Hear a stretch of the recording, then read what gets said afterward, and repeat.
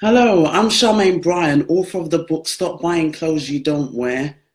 I help professionals and entrepreneurs who want to elevate their image and presence, and I do this through coaching and training to help them enhance their appearance, behavior, and communication skills.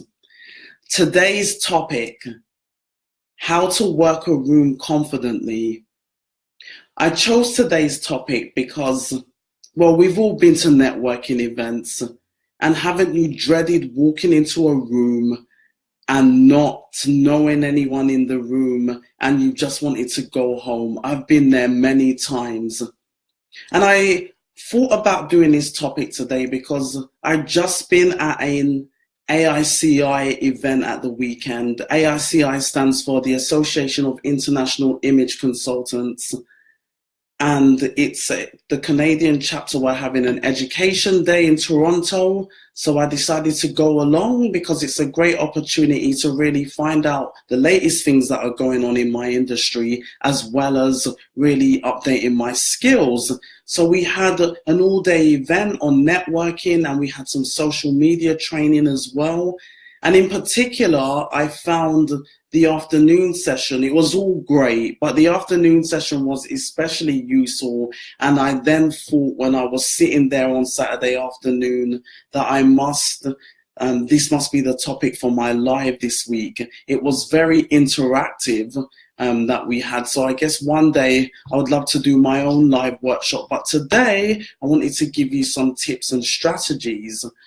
And also, before we get into those tips and strategies to how to work a room at a networking event, just to give you a quick misconception about image consulting. When I speak to a lot of people, and that's not just me, it's other people in my industry who are also other image consultants, specialists, etiquette, communications, a lot of people think that image consulting is fashion styling and shopping, and that is part of it. That is a key part of it, but that's a small part of it. Image consulting actually comprises of three areas: appearance, behavior, and communication. And then of course the shopping and the fashion styling is part of the appearance piece, along with wardrobing, dressing professionally, grooming. But we also have behavior, and that it can include etiquette, networking, social grace, personal power. And then the last one, C, can include presentation skills. It can include body language.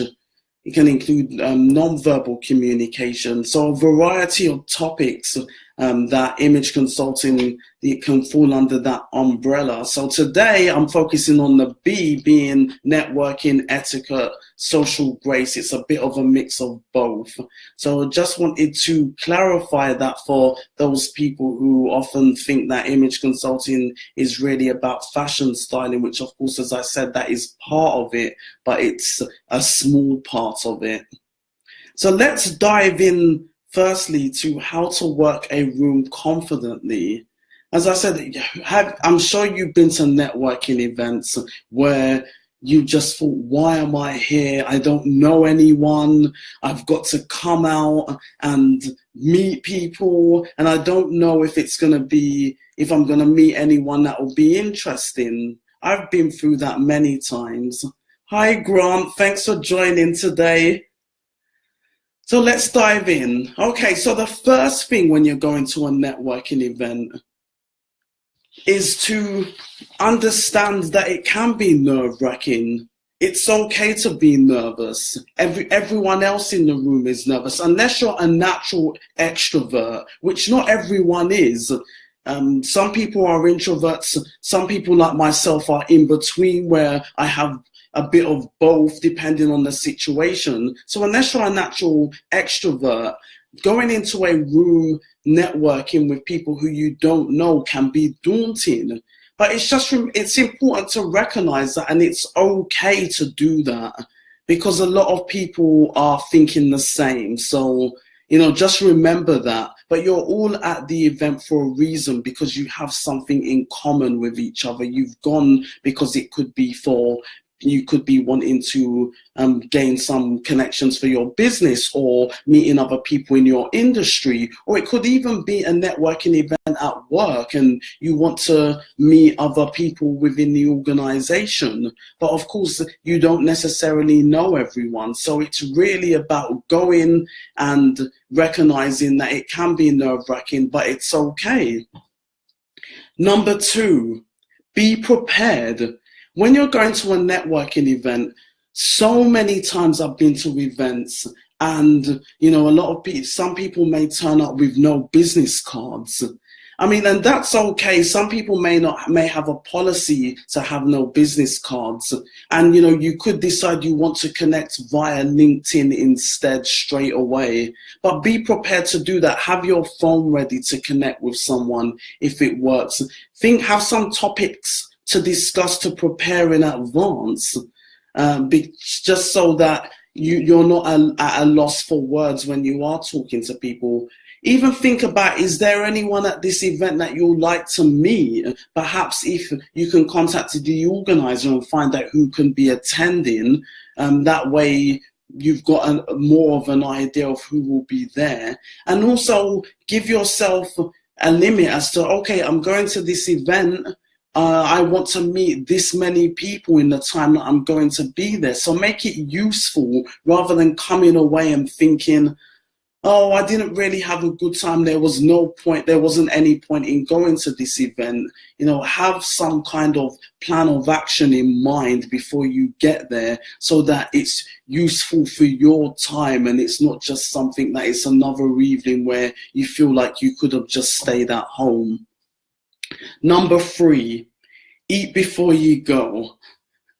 Many a times, and especially when you're going straight after work, you can be really hungry. And sometimes, if you're lucky, there's food there. But you don't want to be seen as that first person who is rushing to get to the food table. So at least try and have a little snack before you go so that you can then focus on the networking event on hand rather than hovering around the table because you're really hungry. And that's something that I've been guilty of in the past. And I try to have a little snack before I go just so that I can focus on the event at hand rather than, oh, I'm really hungry. Number 4, dress appropriately for the event. Sometimes networking events have dress codes, and if you're in doubt, ask the organizer, what's the dress code for this event? And if you can't get hold of the organizer, I would say go business casual. At least that way you're certain you should be okay that you would fit in. That's playing it safe.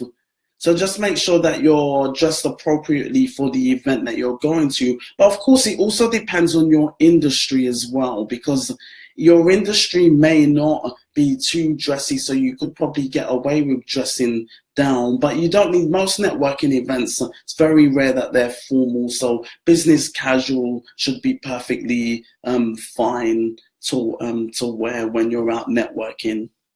Number 5. When you're there, make a deliberate entrance. So when you get into the doorway, just pause, just even for a second or two, and survey the room and to just get an idea of what is happening in the room, just so that you don't walk in and feel nervous about approaching people in the room. It's okay to just take that breath and survey and see what's going on before you walk in. And then when you walk in confidently so that you're feeling good about yourself, that when you do speak to someone, you don't feel intimidated, or try not to feel intimidated. The next one, number 6, approaching people. And I know this is something that many people struggle with at networking events, and it's something that I've certainly struggled with in the past.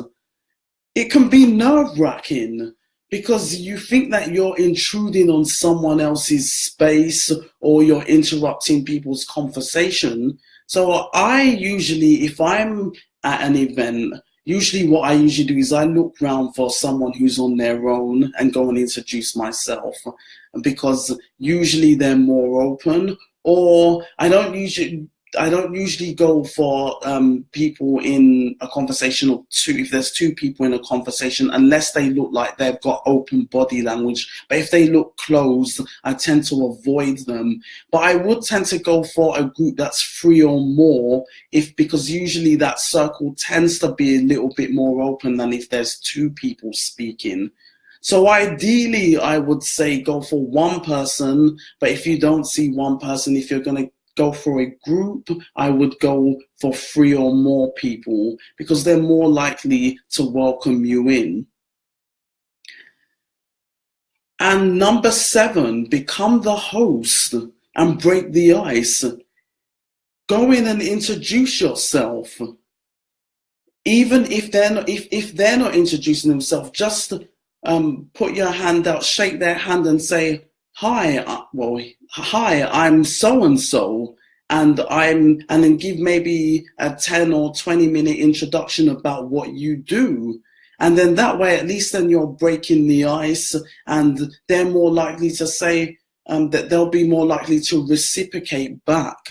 So take the initiative and introduce yourself. Sometimes that's all it takes. Remember, you're all there for the same reason, to network and meet new people and grow your network. And if you're in a group and someone else comes, introduce someone new to the group. Or if there's someone that's passing by that you know, don't hesitate to introduce them to the group. Usually the general rule of thumb is it's the person who is most senior that you're introducing to the group, and that person is usually someone who's higher in rank, an older person, a guest, or usually in a social situation, it's a woman. So it's usually you're introducing them to whoever it is that you're with. But on the other hand, don't get it jumbled. If you're thinking, I can't remember what the right way to introduce someone is, introducing them the wrong way is better than not introducing them at all. And if, like me, you often forget their names, you've met someone at an event before and you thought, I know you, but I've forgotten their names, just say, I know you, can you remind me of your name? And then usually people are more than happy to oblige, because more than likely they've forgotten your name as well. And you can say, remind me of your name. And then you can say, and by the way, I am. Number eight, master small talk. You know, there's that situation when you are at events and you've introduced yourself and then you're thinking, oh, what should I talk about now? I don't want to talk meaningless small talk. And it may sound boring, but it's stuff like, you know, how you came to be at this event, or talking about the weather or the sport or sports or what's happening in the news. I mean, before you go to the event, just maybe read something from the paper, what's going on, or, you know, look up social media. There's usually a lot of news channels are on social media and newspapers these days, to just get an idea of what's going on, just so that you have something to talk about, because you often find that small talk usually turns into long talk. And even when we were doing this exercise at our training event over the weekend, we were given, and when we were breaking up into groups, we broke up into groups of 2s and 3s, and we were like, let's talk about something where you can find common ground. And I remember my first conversation was, I said to the person I was speaking to, I love your earrings. And she said, I love your earrings back. And already we had found common ground. So it could be as simple as complimenting someone on something that they're wearing, or something that you admire about someone. Then already you're finding that you've got that common ground. Number 9. Networking events, when you are there, focus on making connections and not the sale. So if you've got a business, of course, you want to, obviously, eventually along the line, you're hoping that people you meet could eventually become possible clients, or they may be able to refer you to clients. But before they can refer you to clients, or even if you're in an organization and you're networking professionally, before they if, say, for example, that you want them to refer you to someone, they need to get to know you. When you're networking, it's all about the know, like, and trust factor. And if someone doesn't know you, they're not going to refer you. So focus on making that connection with someone rather than, oh, I'm just going to get out my business card. Here it is. I'm going to give them the hard sell. And ask them questions. And if you're at a loss of what to talk about, if they start something, just something gently like, tell me more. That's all the encouragement people need when they're at an event, to talk about themselves. And then that way, you're gold in their minds because you're showing a genuine interest in them. And that's right, Grant. Picking neutral topics at the beginning gets to know another person. Exactly. It really is about getting to know someone rather than giving them the hard sell. Because let's face it, who likes to be sold to? Nobody. I don't think anyone's ever said they love being sold to. So that's what so really focus on that connection and getting to know someone, and even saying to them, do you have a business card? Can we connect on LinkedIn? I would love to have a conversation with you outside of this. And be genuine and follow up with them. If you say that you want to meet them or connect with them, do it sooner than later. And lastly, number 10, how to break away gracefully and continue to network. I'm sure that you have been in that situation where you have been speaking to someone for a while and you've realized it's been longer than it should be, because let's face it, we don't want to go to a networking event to speak to one person. We're there to meet a number of people, because that's why we're there. I mean, if we were going somewhere to meet one person, we would go somewhere with friends and just stay with our friends. So how do you break away gracefully? That is the hard one. And for a long time, it took me a while to get to know this. But after you've been talking a while and you feel like you've made the connection, you've exchanged business cards, you've exchanged LinkedIn contacts, just say to them, well, it's been lovely speaking to you today, and we will connect. I look forward to seeing you at a future event. I'm sure there must be other people that you'll like to meet at this event, and look forward to seeing you another time. If that person looks hesitant and it could be that they feel a bit, oh, I don't want to be left alone, maybe bring them with you and introduce them to someone else at the event. And then that way, then you can then start an open conversation with another group of people. That's the easiest way to break away, because sometimes you can find yourself talking to people for a long time, and then before you know it, half the event's gone by and you've not met as many people as you would like. And just keep doing that over and over again. You introduce yourself, you have a conversation, you talk about topics, find the connection. If you feel it's someone who you want to meet with, exchange details, and then say, it was great to meet you and hope to see you at a future event, or I will connect with you soon. So there you have it, the 10 tips to confidently navigate a room when you're at a networking event.